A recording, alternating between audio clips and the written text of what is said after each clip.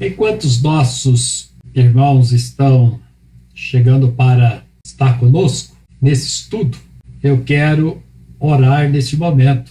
Vamos orar juntos pelo Brasil, vamos orar pelo nosso presidente, vamos orar pelos nossos irmãos, que Deus guarde. Nós vamos ter um momento de oração, vamos clamar pelo nosso Brasil. Nosso Brasil precisa muito de Deus. Eu creio no avanço da medicina, essa tecnologia toda, mas acima de tudo a nossa fé e a nossa confiança está no Senhor. Deus é a nossa maior esperança. Muita gente morrendo, e eu imagino a dor das famílias. Vi um quadro hoje de uma mãe já bem idosa, saiu do hospital, mas a filha, que tinha menos da metade da idade dela, faleceu. Imagina o coração dessa mãe. E assim, irmãos, quantos dramas aí. Então, que Deus dê sabedoria aos que governam, ao presidente da República, sua equipe. Não vale partido político nessa hora, nós somos a favor do Brasil, todos nós, não é? Mesmo que alguém, eventualmente, não torceria pelo presidente que aí está, o Bolsonaro, mas nós estamos torcendo pelo Brasil, né? Nós estamos orando pelo Brasil. O que importa são os brasileiros, e não somente o Brasil, mas o mundo. Então vamos orar nesse momento. Pai Santo, nós te louvamos, porque Tu és o nosso Deus. Nós te glorificamos, ó Pai, porque a nossa fé está depositada no Senhor. O Deus que cuidou de Israel, o Deus que sempre dirigiu a história de Israel, o Deus que interveio na vida de tantas pessoas, até anônimas, ó Deus, como o Agar lá no deserto e tantas outras pessoas. É o mesmo Deus que vem em socorro daqueles que em Ti confiam e que clamam pelo Senhor. E nós estamos unindo, ó Pai, o nosso clamor em favor do Brasil. Tenha misericórdia do Brasil. Perdoa o pecado do Brasil, perdoa o pecado da idolatria, perdoa o pecado da rebeldia, da incredulidade, perdoa, Senhor. Ó Deus, um país que se denomina cristão, mas está tão distante do Senhor, mas nós estamos clamando a Ti, ó Pai, como igreja, como corpo de Cristo, nós clamamos para que o Senhor, na Tua ira, lembra da misericórdia e possa abençoar esta nação. Eu quero Te louvar pelos nossos governadores, aqueles que presidem, especialmente o Bolsonaro. Ó Deus, ele tem expresso a sua confiança em Ti, ele tem invocado o Teu nome sobre esta nação, ele tem clamado, e Deus que os abençoe. Senhor, ouça o clamor do Teu Filho, Senhor. Ó Deus, todo o seu ministério, seus ministros, que o Senhor possa dar sabedoria, graça a todos eles, para conduzir melhor maneira possível, ó Pai, o Brasil nessa crise. Pai, com uma palavra de poder, repreenda este vírus, desfaça o poder desse vírus, Senhor, achate essa curva, ó Deus, por amor ao Teu povo, que clama a Ti, Senhor, por amor ao Teu nome, faça achatar, ó Deus, a curva deste vírus, e que ele não continue ceifando vidas, ó Deus, com essa fome insaciável, como está acontecendo nos Estados Unidos, Nova York, em Londres, ó Deus, na França, na Inglaterra, Espanha, como está acontecendo, ó Deus, em todas as outras nações. Que o Senhor tenha misericórdia, Pai. Nós clamamos como igreja, tenha misericórdia. Visite os lares dos nossos irmãos, guarde o Senhor, proteja de todo mal. Nós cremos na Tua palavra, 1000 cairão de um lado, 10.000 do outro, mas o Teu povo não será atingido. Quantas vezes, ó Deus, Teu povo vai e vem, obrigatoriamente, sente necessidade de sair e voltar. Guarde, proteja, livra de todo mal e dá-nos, ó Deus, a Tua bênção neste momento, quando paramos para estudar a Tua palavra. Seja a bênção do Senhor sobre todos nós, seja Tua graça sobre as nossas vidas. Todos aqueles que estão sintonizados, ó Deus, conosco, através do Facebook, nós os abençoamos, abençoamos os seus lares, ministramos uma palavra de graça, que o Senhor nos dê sabedoria, que o Senhor nos dê discernimento, que o Senhor nos dê entendimento na exposição da tua palavra. Oramos em nome de Jesus. Amém. E aí, queridos, tudo bom? Prazer estar com vocês aqui mais uma vez, que Deus os abençoe. Glória a Jesus. Muito bom estar aqui para ministrar mais um estudo na mensagem de Paulo aos nossos irmãos lá em Éfeso, a igreja que se reunia em Éfeso. E hoje a igreja que está reunida aqui através desse Facebook. E nós vamos dar início ao nosso estudo. Espero que vocês tenham tido um dia abençoado. Nós vamos ler o texto, queridos. Está com a sua Bíblia na mão? Bíblia na mão, caneta, papel, seu caderno. Nós vamos dar início aqui ao nosso trabalho. Vamos fazer a leitura? Vamos ler o texto? Diz assim: portanto, lembrai-vos de que outrora vós gentios na carne, chamados incircuncisão por aqueles que se intitulam circuncisos na carne, por mãos humanas. Naquele tempo estáveis sem Cristo, separados da comunidade de Israel, e estranhos às alianças da promessa, não tendo esperança e sem Deus no mundo. Mas agora em Cristo Jesus, vós que antes estáveis longe, fostes aproximados pelo sangue de Cristo, porque ele é a nossa paz, o qual de ambos fez um, tendo derribado a parede da separação que estava no meio, a inimizade, aboliu na sua carne a lei dos mandamentos na forma de ordenanças, para que dos dois criasse em si mesmo um novo homem fazendo a paz, e reconciliasse ambos em um só corpo com Deus, por intermédio da cruz, destruindo por ela a inimizade, e vindo, evangelizou paz a vós outros que estáveis longe, e paz também aos que estavam perto. Porque por ele, ambos temos acesso ao Pai em um Espírito.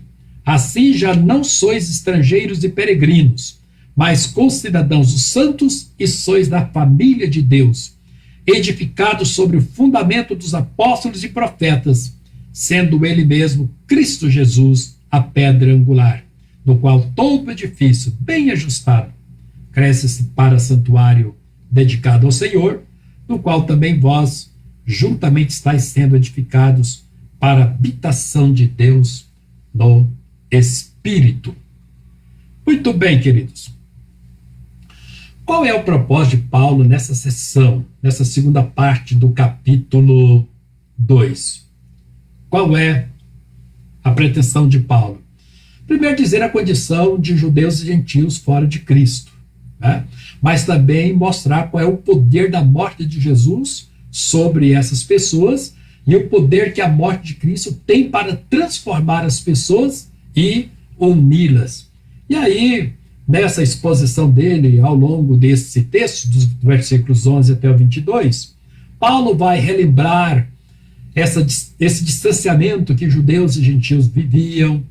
Paulo vai dizer que os gentios eram estranhos à promessa feita a Israel, não tinham Deus e nem esperança, mas vai mostrar também o poder que a morte de Jesus teve para abolir as ordenanças da lei que faziam essa separação. Ela era responsável por essa separação. E que os gentios podem ser, sim, membros da família de Deus e concidadãos dos céus. É a exposição que Paulo vai fazer aqui ao longo desse texto. A primeira questão que Paulo vai abordar aqui, queridos, é memória. Ele disse: lembrai-vos, lembrai-vos, lembrai-vos. Queridos, ele faz um apelo aqui sobre a importância da memória. Não é bom, não é sábio nós perdermos a memória. Não é prudente nós perdermos a memória. Lembrar de quê? Qual é o apelo de Paulo?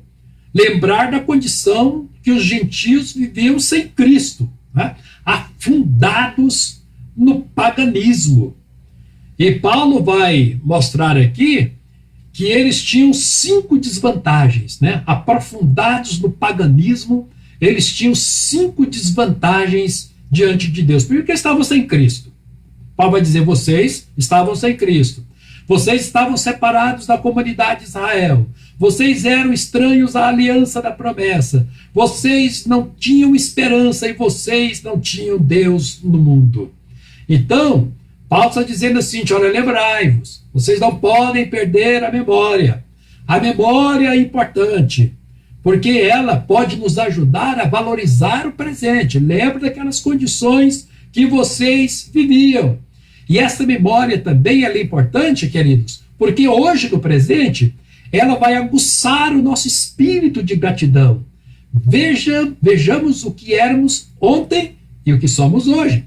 Veja o que você era ontem, onde você estava ontem. Veja onde você está hoje. Então é bom você cultivar essa memória e ver que Jesus não morreu em vão, e nisto você vai fazer um contraste do seu passado com a vida restaurada do presente. Isto vai servir para que você fique firme na sua fé, firme diante de Deus. Lembre-se de onde você veio. Eu entendo, queridos, que hoje nós vamos olhar a nossa igreja, normalmente, a vida anterior dos nossos irmãos é uma vida pacata. Nasci na igreja, ou nasci num lar cristão, ou nasci num lar tradicional. A vida tinha uma moral rígida. Não fui para esse mundo extravagante. Embora fôssemos de crente, diz que filho de crente não é crentinho. E filho de santo não é tão santinho assim, não é? Nós tínhamos as nossas mazelas, nós tivemos as nossas dificuldades, os nossos problemas. Agora, veja só que Paulo está escrevendo para a igreja de Éfeso. É uma situação, assim, pesadíssima. Por quê? Éfeso, quando você lá lê em Atos capítulo 19, era a cidade guardiã do templo e da estátua da deusa Diana, a deusa da fertilidade. Então, aquele paganismo que estava lá em Éfeso, a idolatria que estava lá em Éfeso, os discípulos, inclusive, correram perigo. Se Deus não tivesse usado aquele escrivão para dar aquela palavra sábia, quando Demétrio, lembra de Demétrio, aquele Eurives, alvoroçou toda a cidade contra os discípulos e contra o apóstolo. Guardaram o apóstolo: se você não vai sair não, porque eles vão te matar. Mas Deus usou aquele escrivão e disse: olha, acalma aí, vamos acabar com esse ajuntamento, porque ele inclusive é contra vocês, e eu não vejo pecado nesse povo, porque é só negócio de doutrina, de religião, eles estão ofendendo essa deusa. Então, queridos, mas vocês veem que os gentios estavam afundados no paganismo, na idolatria. E eu já tive a oportunidade de dizer aqui, no primeiro capítulo, que se você puder medir a gradação de pecado na Bíblia, qual é o pecado mais simples e qual é o pecado mais grave, a idolatria é o pecado mais grave da Bíblia, porque é o pecado que afronta a soberania de Deus, a grandeza de Deus, a excelência de Deus. Deus está revestido de formosura, e a idolatria agride frontalmente essa grandeza de Deus. Deixar de adorá-lo para se curvar diante de ídolos que têm olhos que não veem, que têm ouvidos que não ouvem, que têm boca que não falam, que não respiram, que não movem, ídolos mudos. Era gravíssimo. E Paulo está dizendo: lembra de onde vocês vieram. Então é sempre bom você parar e saber qual foi a sua vida passada, a sua vida regressa, para não dizer a sua vida pregressa, se é que você a teve. Para você imaginar o que Paulo está dizendo, deixa dizer para você o seguinte: imagina que alguém pegue a Bíblia e vá lá para o Vaticano e abra a Bíblia lá em 1 Timóteo capítulo 2, versículo 5, E ele começa a pregar lá no Vaticano, lá na Praça São Pedro, que só existe o mediador entre Deus e os homens, que é Jesus. Só existe o mediador, não existe medianeira. Imagina que esse pregador começa a bater lá na igreja do Vaticano, na igreja católica, e pregar contra a idolatria, dizer que invocar Maria é uma idolatria, que Maria não é medianeira, que é um desvio da igreja, e ele começar a bater na igreja, e dizer que aquilo é paganismo, da mesma forma como a igreja criou as indulgências, e disse que a oferta aos santos tinha poder remissivo, a mesma coisa batendo lá no culto a Maria. Como você imagina que a igreja iria reagir a esse cidadão? Não é? De repente poderia aparecer alguém lá e matar até esse pregador, não é? Pela afronta, pela forma estúpida como ele estaria pregando, na forma deles pensar. Assim, queridos, foi os discípulos, os apóstolos, lá dentro de Éfeso. Era guardiã. Atos diz que essa cidade era guardiã do templo e da deusa Diana, que segundo eles vieram lá, uma imagem que veio lá de Júpiter. Qualquer coisa por aí. Meus irmãos, qual a vantagem? Que vantagem teríamos diante de Deus? Sem Jesus? Nenhuma. Não teríamos oportunidade alguma diante de Deus. Sem Cristo, estranhos à promessa, todos estaríamos perdidos inevitavelmente. Então, qual é o propósito de Deus? O propósito de Deus é unir judeus e gentios. Jesus é o ponto de convergência. E Paulo diz isso muito bem em Colossenses, no capítulo 3, versículo 11, diz assim, no qual não pode haver judeu nem grego, circuncisão nem circuncisão, bárbaro, cita, escravo ou livre, porque Cristo é tudo em todos. Aqui não há ser humano. Em Cristo nós somos todos um e há esperança diante de nós. Então, essa é a primeira questão que Paulo levanta nesse termo, né? O bloco começa assim, lembrai-vos. Então, isso é importante, queridos. É importante você ver o seu passado e hoje o seu presente. Então, se você vê uma grande diferença, tá? O seu presente hoje não tem nada a ver com o seu passado. Então, você precisa valorizar esse presente, a sua experiência com Deus. Essa é a primeira questão que Paulo fala nesse texto. A segunda questão que Paulo vai falar aqui é a questão da circuncisão. Lembra que ele vai falar muito aqui sobre circuncisão, incircuncisão, o tempo todo. E ele acrescenta o seguinte, que essa circuncisão dos judeus não vale nada, porque foi feita por mãos humanas. Mas essa circuncisão é um ponto lá da lei que faz a grande separação entre judeus e gentios. Nós somos circuncidados, vocês são incircuncisos, vocês são ímpios, vocês não pertencem a Deus. E Paulo agora vai dizer que debaixo da nova aliança de Deus, a circuncisão que tem valor não é a da lei, que é feita na carne por mãos humanas. Essa expressão assim, circuncisão feita por mãos humanas, é uma linguagem desprezível de Paulo. Porque o que ele quer enfatizar nessa linguagem desprezível é que a verdadeira circuncisão não é feita lá no prepúcio, no membro masculino. A verdadeira circuncisão é feita aqui, no coração, feita na alma. Esta é a verdadeira circuncisão de Deus, feita no coração. Mas essa aqui, quem faz não é o homem, não é a religiosidade, não são ideias religiosas, não é a igreja. Quem faz isso aqui é o Espírito Santo de Deus. O que vai dizer hoje se alguém pertence a Deus ou não é a obra do Espírito Santo no coração, circuncidando o coração. Como a circuncisão da carne deixa um sinal visível, a circuncisão da alma, do coração, também deixa o coração marcado. Nós somos de Deus, Jesus é uma realidade, Cristo vive em nós, nossa vida mudou por uma operação cirúrgica do Espírito Santo que implantou em nós uma nova natureza. Essa é a segunda questão que Paulo vai deixar aqui. E veja só, queridos, deixa eu citar mais 2 versículos aqui para corroborar essa palavra de Paulo em Efésios. Em Gálatas 6,15, Paulo diz: pois nem a circuncisão é alguma coisa, e nem a circuncisão coisa nenhuma, mas o ser uma nova criatura. Gálatas 6,15. Que manda é ser nova criatura. E nova criatura é circuncisão do coração, da alma. Em Filipenses capítulo 3, versículo 2 e 3, Filipenses 2, 2 e 3, ele diz: acautelai-vos da circuncisão. Acautelai-vos da falsa circuncisão. Olha onde Paulo vai. Paulo diz que essa ordenança do Velho Testamento agora chama agora de falsa circuncisão.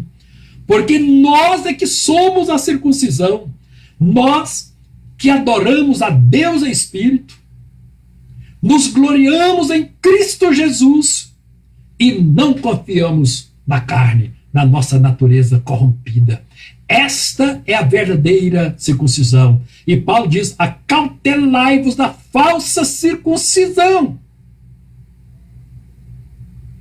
E se alguém não foi circuncidado no coração, o coração não foi marcado pelo Espírito de Deus, pelo agir do Espírito Santo, esse pode ser religioso como for, mas não pertence à família de Deus.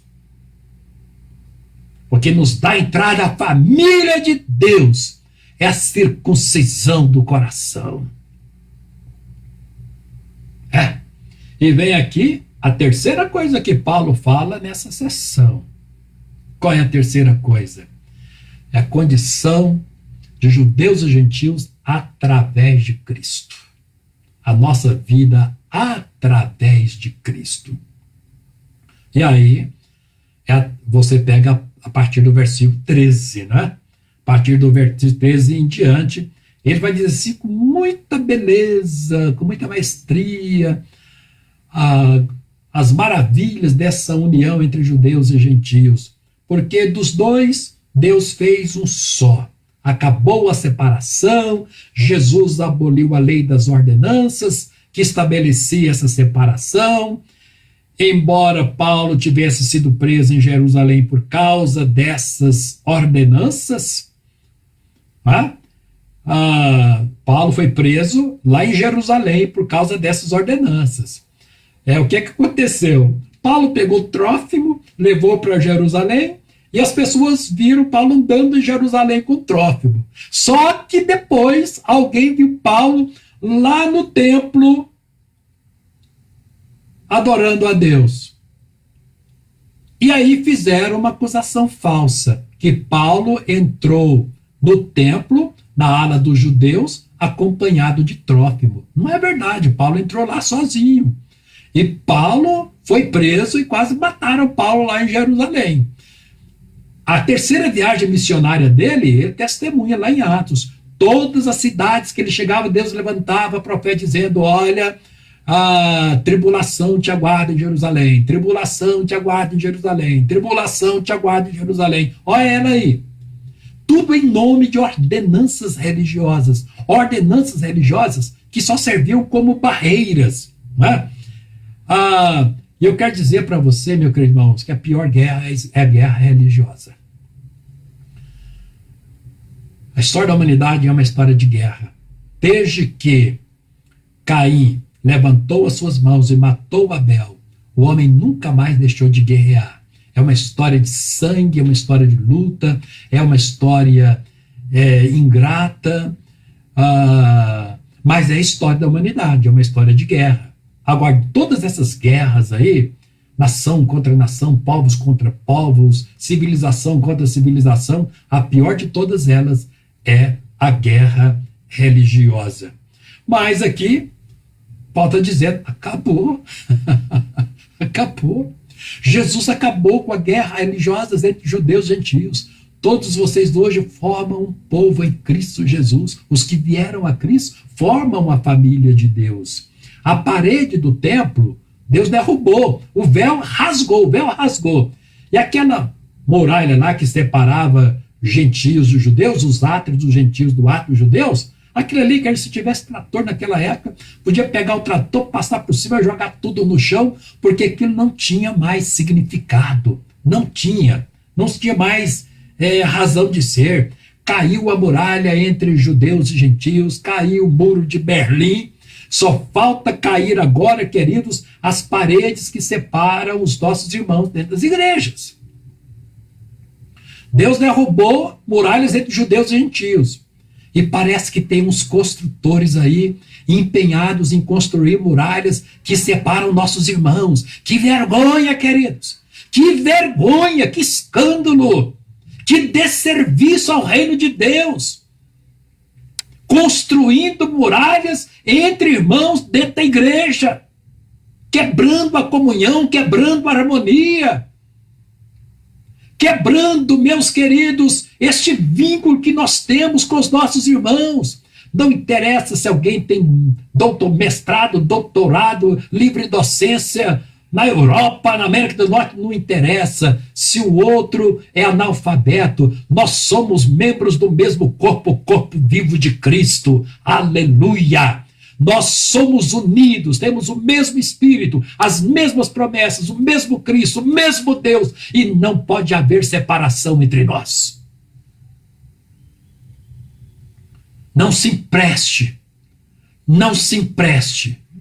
a esse desserviço. Não se coloque nesse fronte para ser instrumento e jogar irmão contra irmão, A contra B, B contra A, pastor contra igreja, igreja com pastor. Que é isso, queridos? Nós somos um em Cristo Jesus. A obra de Jesus foi derrubar muralhas, que separam. E nós, mais do que nunca, temos que estar unidos, porque Jesus vem buscar os salvos, e ele está chegando, queridos. Jesus está voltando para buscar a sua igreja. Então vamos limpar as nossas vestes. Vamos deixar que a graça de Deus envolva em nossa vida e nossa alma. A última coisa que eu quero dizer para vocês aqui, nesse texto de Paulo, e a última consideração que ele vai fazer a respeito de uma palavrinha gloriosa, chamada paz. Paz, paz, paz. É uma palavra mundialmente chave. Todo mundo tem essa palavra na sua língua e todo mundo fala centenas de vezes essas palavras, dezenas ao longo do dia. Eu quero ter paz, eu quero ter paz. Tendo paz está tudo bom. O que eu preciso fazer para ter paz? Ter paz no meio da batalha, no meio da guerra. Desde que a guerra continue, eu quero ter paz. Paz é importantíssimo em toda esfera que a gente vive. Como é bom a paz dentro de casa, né? Como é bom. Eu, como pastor, quantas vezes já entrei em lares? Olha, o Espírito testifica que aquele lar ali é um clima de paz. A gente sente no ar, na atmosfera, um clima de paz.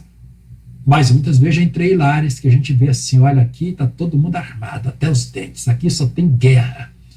Você vê um ambiente pesado, carregado. Queridos, a paz faz toda a diferença na nossa vida.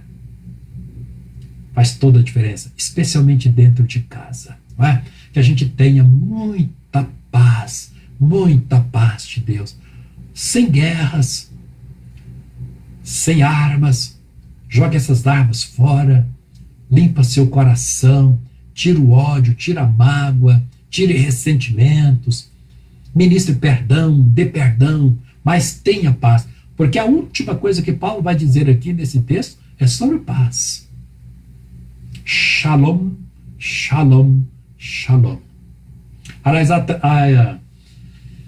no mundo grego, os cristãos, a saudação era Caris Kairene, Caris Kairene, Caris Kairene, Caris Kairene. Graça e paz. Só isso. Caris, graça, Kai e Eirene, paz. Caris Kai Eirene, na língua grega. Muito bem, vocês sabiam que o profeta Isaías, no capítulo 57, versículo 19, ele falou sobre isso? 700 anos antes de Jesus. Isaías 57, versículo 19, ele disse: como fruto dos seus lábios, disse, criei a paz. Paz para os que estão longe e para os que estão perto, diz o Senhor, e eu os sararei. E Paulo agora: mas agora em Cristo Jesus, vós que estáveis longe, fostes aproximados pelo sangue de Cristo. Meus irmãos, veja a beleza da linguagem aqui de Paulo para falar sobre essa paz. Lembrando aquelas palavrinhas, não vamos perder as palavrinhas de Isaías, não é? Lá no capítulo 55, versículo 19. Criei a paz para os que estão longe e para os que estão perto, diz o Senhor, e eu o sararei. Eu grifei aqui esse finalzinho desse versículo, e eu o sararei. Veja aqui, análise. É o último ponto de reflexão nesse texto. Versículo 14. Porque ele é a nossa paz. De ambos fez um. Versículo 15. A inimizade aboliu da carne. Acabou a inimizade, veio a paz. Para que dos dois criasse em si mesmo um novo homem, fazendo a paz. Desfez a inimizade, fazendo a paz. Versículo 15. Versículo 16. Reconciliar-se ambos em um só corpo com Deus por intermédio da cruz, destruindo por ela a inimizade. Reconciliação e destruição de inimizade fala de paz. Correto? Correto? Reconciliação e destruição de inimizade equivale a paz. Agora veja o versículo 17. Veja aí na sua Bíblia 17. E vindo, evangelizou a paz.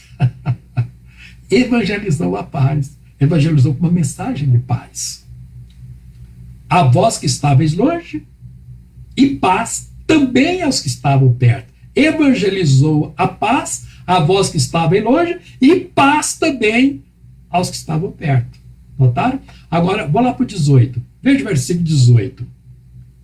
Por ele, ambos temos acesso ao Pai em Espírito. Viu? Acesso a Deus em o Espírito. É a expressão mais sublime de paz. Que alguém possa sonhar, que alguém possa desejar. Temos acesso ao Pai por o mesmo Espírito. E, versículo 19. Assim já não sois estrangeiros nem peregrinos, mas concidadãos dos santos e sois da família de Deus. Paz. Família de Deus é paz. Paz da família de Deus. Paz. Família de Deus é marcada pela paz. Notou que essa é uma palavra linda em Paulo aqui nessa sessão? Ela aparece ao longo de toda a sessão. Por quê? Porque não são mais dois povos, agora é um. Entendeu? Agora é um. Então, quando a gente é um, quando a nossa alma está unida, nós temos paz, nós estamos bem, nós estamos com saúde. Então, queridos, voltando àquele texto de Isaías, para depois a gente encerrar, diz assim: criei a paz para os que estão longe e para os que estão perto, diz o Senhor, e eu sararei. Queridos, sabe por que às vezes a gente não tem paz, a inimizade não acaba? Porque tem coração ferido. Enquanto o coração estiver ferido, enquanto o coração estiver machucado, enquanto estiver mágoa, enquanto estiver reclamação, enquanto não houver perdão, a ferida não sara. E enquanto a ferida não sara, a sua mente é dominada por sentimentos de guerra, de conflitos, de contendas, dessa inimizade. Tem que se converter. Tem que se converter. E eu sararei. Note uma coisa, lá em Isaías, eu criei a paz, está no passado, e eu sararei, está no futuro. Porque tem umas feridas aí, queridos, parece que não sara nunca na vida. Você já notou? Você já notou? Dentro da sua família você vê isso, dentro da igreja você vê isso. E é uma coisa assim, irmãos, universal, esse negócio é maligno. Como que o diabo tenta alimentar, tirar casca de ferida? Gosta de sangrar, ver as feridas sangrando. Esses demônios lutam o tempo todo para ver feridas sangrando. Mas há poder no nome de Jesus e no sangue de Jesus. Há bálsamo em Gileade para curar essas feridas. Para amolecer esses corações. E acabar com guerra. Queridos, na família de Deus, guerra na família de Deus, não combina, não combina. O certo é o seguinte, nós amamos todos, nós abraçamos todos vocês, nós queremos todos vocês, precisamos de todos vocês, são importantíssimos, reconhecemos o valor de todos, nós amamos a todos, todos são importantes, mesmo aquele que diz, pastor, não sei fazer nada, mas sabe orar, sabe jejuar, você é importante, sua presença é importante, sua presença traz tanto estímulo, tanta motivação para a gente, traz, sua presença é uma bênção. A gente vê assim, irmãozinhos e irmãzinhas, pastor, eu não sei fazer nada, mas a gente dá vontade de abraçar esses irmãozinhos e trazer para dentro de casa. Tanto que são importantes, que trazem refrigério para a alma, são amorosos, estão ali. Bom, queridos, esta é a mensagem que Paulo nos dá aqui, né? São preciosas lições de união que a igreja precisa reviver todos os dias, né? Relembrar. Às vezes estamos parecendo aí com esses judeus e gentios antes de Cristo, né? Até parece que o seu Deus é diferente do meu.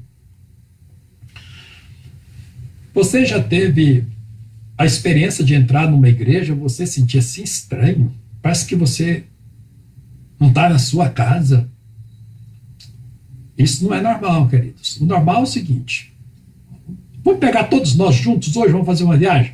Vamos viajar pelo Brasil todo? Depois a gente aluga um avião, nós vamos viajar para os Estados Unidos, Europa, vamos para a África, Ásia, toda parte. Vamos fazer um trato aqui? Vamos fazer um grande tour? O correto é que em todas as igrejas que nós entrarmos, deve haver assim uma alegria no nosso coração. Estou na minha casa.